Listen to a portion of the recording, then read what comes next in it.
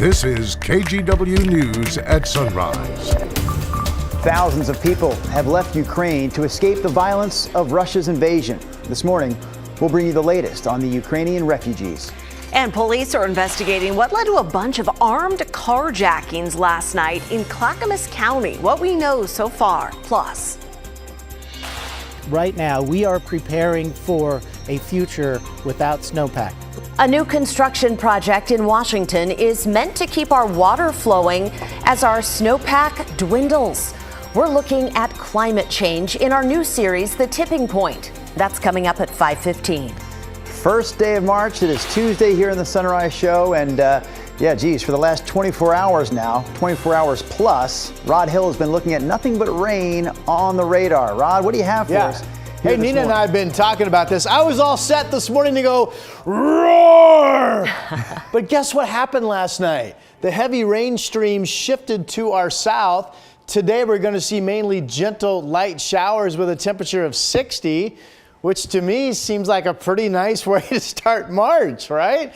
Here's radar. I mean, if you just glance at it, it looks really wet. But if you get in a little closer, this is mostly gentle rain. There's nothing heavy here. We're already seeing some big breaks in the rain. It's dry weather being reported up at PDX right now. We're at 55 degrees, so still incredibly mild outside. So to the bus stop we go, mostly light rain or light showers at times. And when the kids get out of school, we'll be right back up to about 60, a south breeze, but not the wind that we had yesterday either. Back to you. All right, Rod, thank you. And we do want to remind people, just try and be careful and go a little slower this morning. We've already seen this serious crash on I-5. This is Tualatin Valley Fire sharing this photo on Twitter where several cars crashed right at the Nyberg exit of Tualatin. Firefighters having to cut the driver from the car. That person was taken to the hospital. We're told all lanes have reopened in that spot, but yeah, go slow. There's a lot of ponding water out there. We want to know what it looks like where you are. If you have big puddles or video of a river running down your street, text it to us, your name and your location to 503-226-5088. Now to Ukraine. It has been almost a week since Russia invaded the country. There are clear signs this morning that the Kremlin is shifting its strategy on the ground. More troops are moving in and the fighting is more intense. Ukraine's army, though, refuses to back down. It's an army that includes a countless number of men who've taken up weapons to defend their country, while many of their family members try to escape the violence. NBC's Jay Gray has more. Overnight, the desperate rush to escape Ukraine continues. To this point, more than 500,000, many too young to fully understand, leaving their lives and often loved ones behind. So hard and so scary about my husband. I don't want to say goodbye. But not nearly as dangerous as staying home. A senior U.S. defense official saying 75% of Russia's troops along the border are now fully engaged in the fight. A primary target, Kyiv. Satellite images showing a convoy of Russian equipment and troops outside the capital city, a line that overnight reportedly grew to more than 40 miles long. The buildup of Russian troops building the resolve of Ukraine fighters. Officials posting drone video they say shows the Ukraine military taking out a Russian strike team. Still, less than a week after the invasion, there are growing signs of the toll this war is taking on their homeland. We are actually on the verge of a large humanitarian crisis. A crisis defined by communities burned out and ripped apart, and the faces of those forced to run. Jay Gray, NBC News, along the Polish-Ukrainian border. There's a show of support for Ukraine in downtown Portland right now. The Morrison Bridge is lit up in blue and yellow, the colors of the Ukrainian flag. Multnomah County officials say the bridge will stay lit like this through at least this coming weekend. President Biden will deliver his first State of the Union address tonight. White House officials say he'll highlight the unified response to Russia's invasion and also lay out successes here at home. He'll tout historic investments in infrastructure. He'll point to the U.S. economy, adding more than 1 million jobs, and he'll talk about progress fighting COVID in America. Iowa Governor Kim Reynolds has been selected to deliver the GOP response to the president's State of the Union address. Well, back here at home, Tigard police need your help finding a woman they suspect has robbed at least 3 coffee stands in Tigard. Check out the surveillance video. This is at Bikini Girls Coffee off 99W near Walnut Street in Tigard. Police say this woman shows a gun and robs the stand on February 22nd. Detectives say she's linked to 2 other bikini coffee stand robberies, and there may be even more victims. We talked to one of the owners. You never think it's going to happen to you until it does. And then it really sinks in where you're like, okay, I need to start taking more precautions and being more alert and paying attention to our surroundings. It's really sad that they target bikini girls because, we're just, trying to make people's days a little bit better. So as you can see, that suspect has pink hair and you see those tattooed stars on her neck. She took off with a man in a light green Kia Soul. If you have any information, call Tigard Police. In developing news, Portland Public Schools are looking for whoever vandalized an elementary school. Officials say someone broke inside MLK Junior Elementary in Northeast Portland over the weekend. They spray painted racist hate speech and symbols all over the main floor. It's since been removed. And there's extra security now at the school. But if you have any information, call school staff or the Portland Police non-emergency line. It's been a few years since a fire destroyed an African-American church in Northeast Portland, but that historic church is open again. The congregation at Allen Temple CME Church was able to gather again at the original building for the first time yesterday. The church is located at Northeast 8th and Skidmore and is more than 100 years old. The fire that destroyed the church happened back in 2015, and the rebuild took longer than expected, thanks in part to pandemic delays and also financial issues. Sometimes insurance companies only want to pay for certain things, so the city had to be very matter-of-factly about you don't get a chance to cherry pick what you're going to do. It's a church. In order for it to be reoccupied, it has to be rebuilt. The rebuild wound up costing $3 million and was made possible thanks in large part to generous donors. Investigators are trying to piece together what led to multiple armed carjackings in Clackamas County.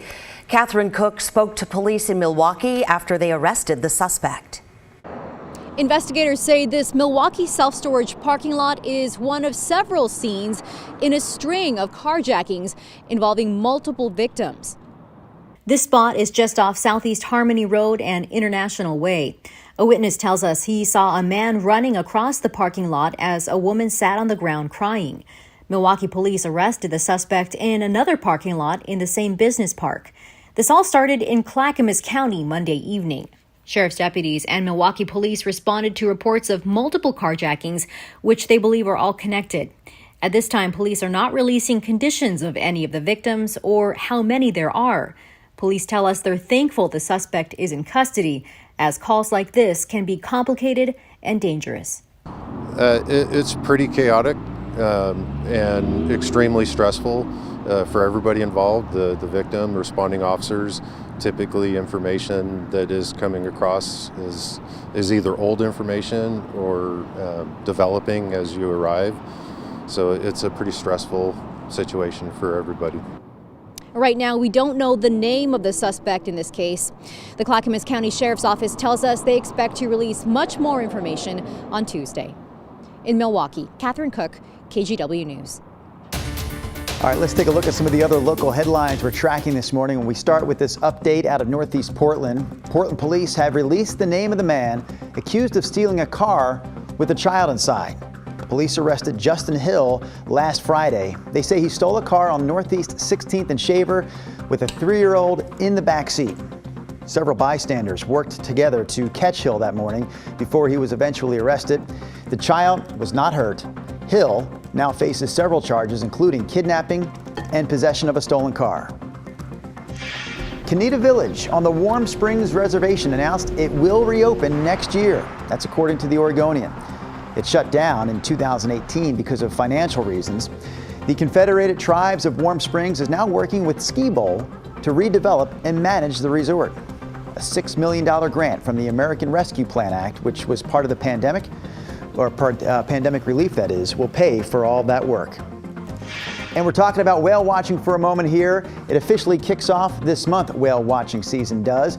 Every year, from March through June, roughly 25,000 gray whales pass by the Oregon coast. But unlike years past, the Oregon Parks Department says there won't be volunteers on site to help you spot whales. They say that's partially because of staffing shortages. Because of that, Whale Watching Week is canceled this year. Instead, the Parks Department plans to live stream Whale Watching Week starting March 21st. That's the Monday of spring break week. The Whale Watch Center in Depot Bay, by the way, also closed right now, but we're told it could reopen in late spring. And that's a look at some of our Tuesday morning headlines. You're telling me I have to find them myself way out there? I gotta spot that little tiny dot? Oh, jump in and go swimming. You'll find them. I need somebody pointing it out for me, yeah.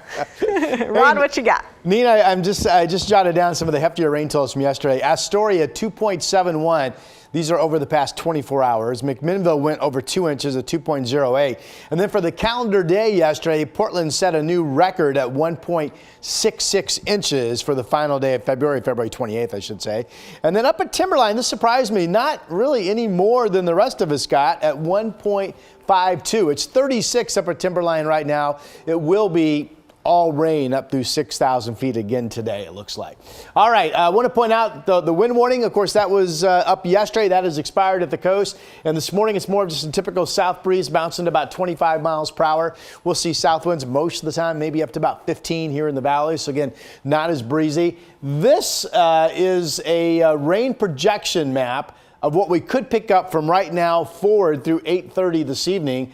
It shows anywhere from less than 1/10 of an inch of rain in Portland to as much in the valley as a quarter to about 35 1/100ths. So if you are just waking up and turning on the TV, my big overwhelming headline this morning is the heavy rain plume flow that we were in yesterday has weakened and shifted to our south. So today's rain will be mostly just gentle stuff.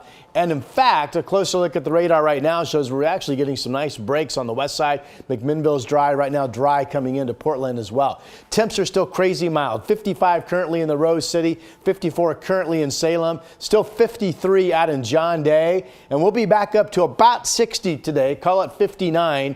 Rain at times continues through tomorrow. And then temperatures are more seasonal going into the weekend. And I have now changed or taken out any weekend rain chance. That all looks dry. Saturday, Sunday, Monday. We'll be back on the first morning of March in just a moment.